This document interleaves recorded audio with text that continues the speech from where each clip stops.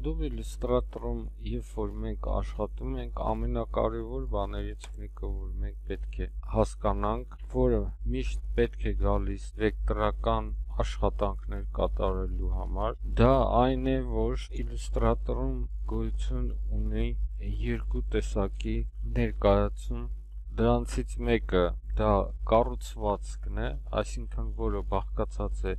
հանգույցներից եւ կետերից։ Երկրորդը դա այն է, ինչ որ ներկայացվում է եւ գունավորում է։ Եթե այժմ նայենք այս թիթեռի վրա, որը մենք կառուցել ենք հանգույցների եւ կետերի օգնությամբ, ապա դա այն կառուցվածքն է Illustrator-ի, որը գունավորելուց հետո վեր է հատվում այս գույնավոր աշխատանքին։ Փաստորեն Illustrator-ում կա ստրուկտուրան,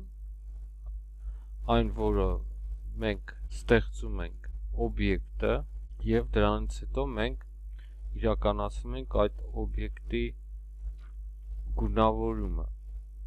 Այսինքն արդեն մենք տեսնում ենք այդ օբյեկտը ռեալ գույներով։ Այս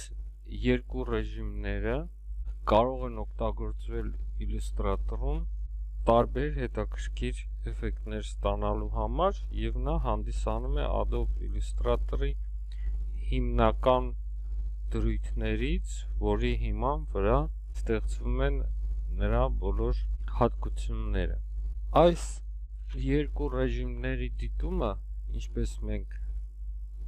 գիտենք, Illustrator-ում կարելի է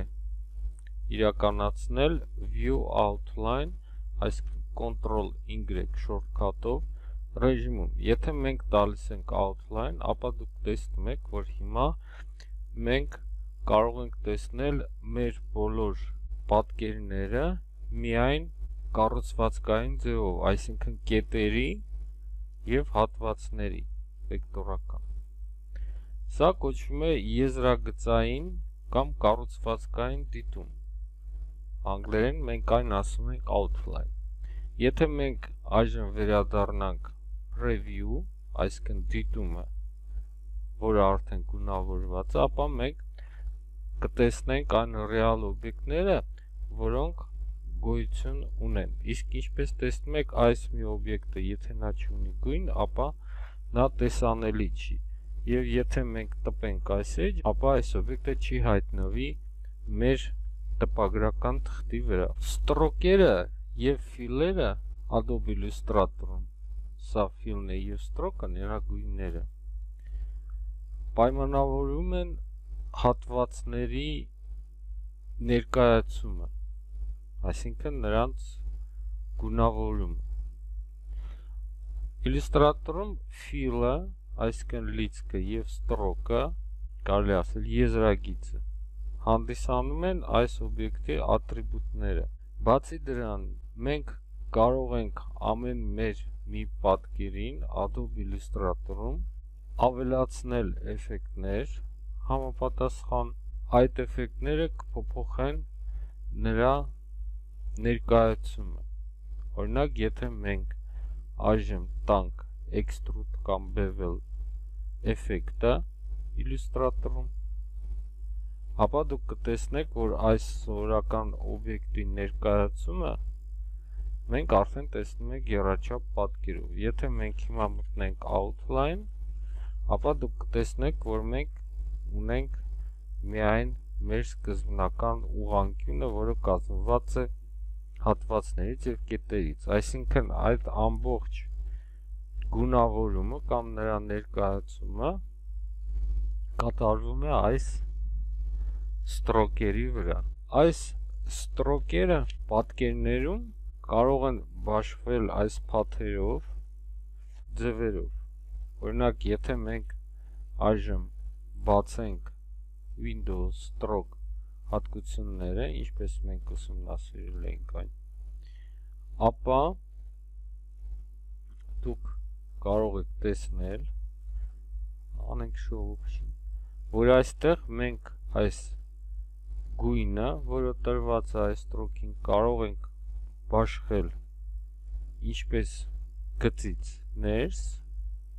այնպես էլ գծից դուրս, բայց հիմնականում իլյուստրատորը ի սկզբանե նրա կարգավորումների մեջ այս ստրոկը հավասարաչափ բաշխվում է այս եզրագծի երկու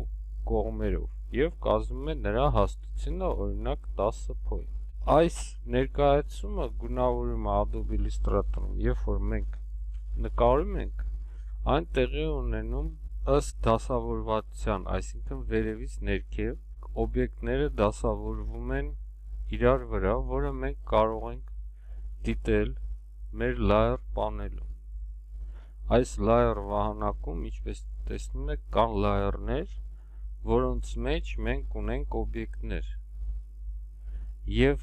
այս օբյեկտները կարող են նաև կազմել խմբեր, այսինքն երկու օբյեկտներ,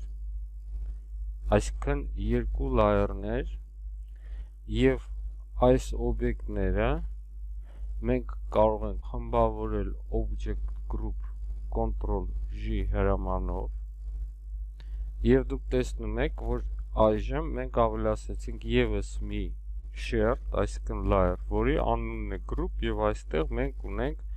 նորից 3 հատ օբյեկտ,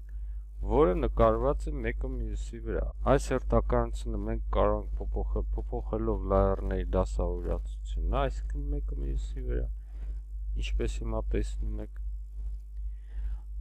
Այնպես էլ arrange հրամանով խմբի մեջ, այսինքն մենք կարող ենք տարբեր օբյեկտներ այստեղից վերադասավորել, որը որ նույնն է, ինչ որ մենք layer-ներով անենք։ Օրինակ, եթե մենք մտնենք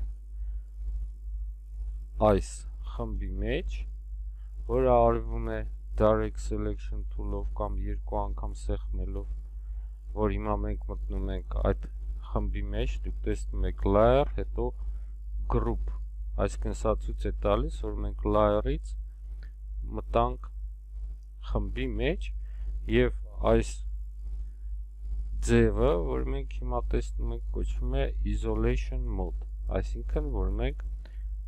մտնում ենք խմբի մեջ եւ ամեն մակարդակով գնում ենք դեպի ներքև։ Այստեղ մենք կարող ենք ընտրել օրինակ այս օբյեկտը եւ ուղարկել նրան ամենաետին մասը։ Եվ դուք տեսնեք, որ հիմա ինքը գտնվում է ամենավերջին մակարդակում մեր նկարների։ Իլյուստրատորը նկարում է ներքևից վերև, ամեն մի ձեր առաջին օբյեկտը նա նկարում է որպես մի շերտ եւ դրա վրա մնացած օբյեկտները։ Այսպեսով մենք ստանում ենք հետեւյալ պատկերը իլյուստրատորում, որ բոլոր օբյեկտները բաշխվում են layer-ներով, խմբերներով, այստեղ կա դասավորվածություն, իլյուստրատորը նկարում է ամենաներքևից, եթե դուք չունեք ոչ մի օբյեկտ, եւ բացի դրանից ամեն մի խմբի մեջ նաեւ մենք ունենք այդ բաշխումը օբյեկտների ըստ շերտերի։